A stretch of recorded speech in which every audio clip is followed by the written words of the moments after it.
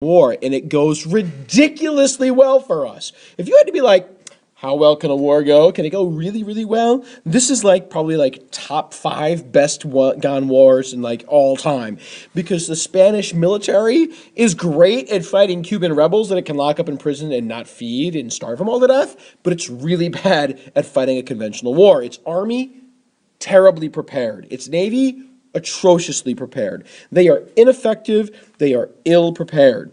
As a result, America is able to launch attacks all over the world. Over here, Cuba, Puerto Rico, we launch attacks. On the other side of the world, over here, Philippines, we launch attacks at the same time. And Spain's like, I don't know what to do with myself. They're not able to attack or respond as well. We have volunteers from all over the country, including future President Teddy Roosevelt leading volunteer units. His was called the Rough Riders, into combat across the Caribbean, across the Pacific. And the leading cause of death for Americans in this war, it's not gunfire, it's not artillery, it's not ships being sunk, it's food poisoning and disease. That kills more Americans than the enemy does. That's how good this war goes. I mean, don't misunderstand me. The living conditions are atrocious. You go try living in a jungle and fighting in a jungle in the middle of the freaking summer, okay? You tell me how that works out for you when it's 1,000 degrees and you have no refrigerator. How's your food going to hold up then? Not so good, I bet. So Americans do have a tough time with sanitation and disease, but ultimately they are going to win this war, and they're going to do so handily.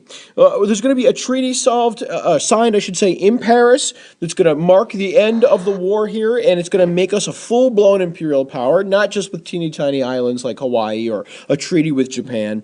It's going to really give us colonial possessions that span the world. Remember that picture from a couple lessons ago where it said, from tip to tip, 10,000 miles? This is what we're talking about. From tip to tip, east to west, 10,000 miles. So you're going to see a couple of things happen here as this moves forward. You're going to see a couple of places. In this case, Puerto Rico, little area right down there. You're going to see Guam, the mighty nation of Guam, whoop, right there, boop.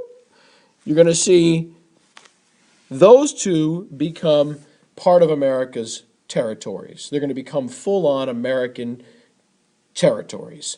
You're going to see Cuba right here, supposed to get independence. Cuba's supposed to become its own free country. After all, let's not forget, that's why they rebelled to begin with, right? They wanted to be their own free country.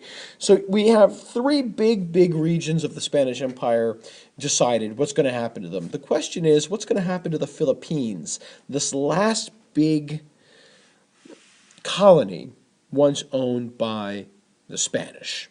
That's a question that's worth investigating a little bit more.